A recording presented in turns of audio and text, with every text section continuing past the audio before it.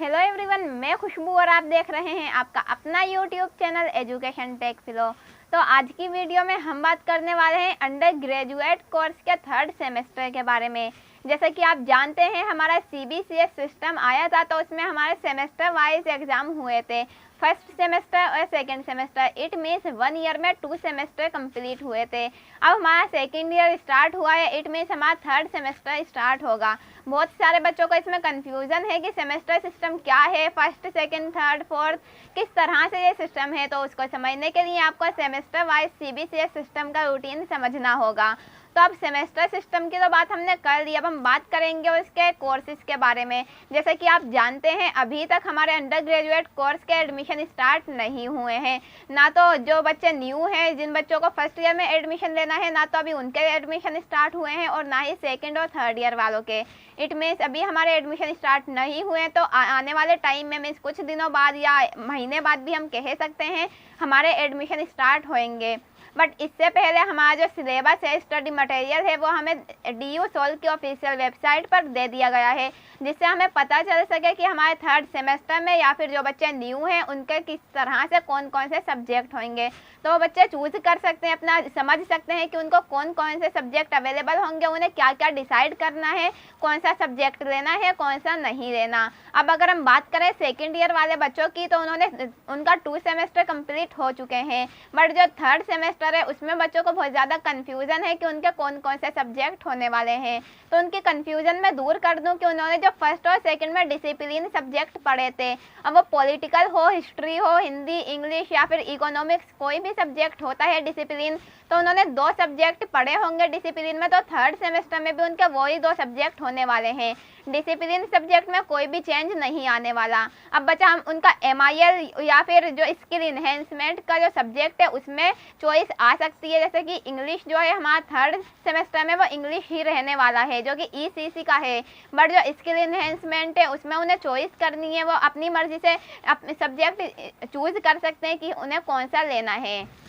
तो I hope कि second year वाले बच्चों की कन्फ्यूज़न दूर हो गई होगी। आप जानते हैं आपको 4 सब्जेक्ट ही पढ़ने हैं, तो आपके 4 सब्जेक्ट की कन्फ्यूज़न क्लियर हो गई कि डिसिप्लिन के जो आपने 2 पढ़े थे वही डिसिप्लिन रहने वाले हैं, और जो ECC का था उसमें आपको इंग्लिश ही पढ़नी है। देन जो हमारा जो लास्ट बचा है वो SEC में स्किल इन्हेंसमेंट जो कोर्स है उसमें आपको चूज़ करना है, आपको ऑप्शन दिए गए हैं कुछ सब्जेक्ट में। तो अब बात कर लेते हैं कि आप कैसे पता चलेगा कि आपको हमारे जो स्टडी मटेरियल है या फिर जो हमारा सिलेबस है कहाँ पर। तो DU सोल की ऑफिशियल वेबसाइट है dusolac.in। तो जैसे ही आप उस वेबसाइट पर जाएंगे आपके सामने बहुत सारे ऑप्शन आ जाएंगे। उसमें से एक ऑप्शन होगा CBCS का।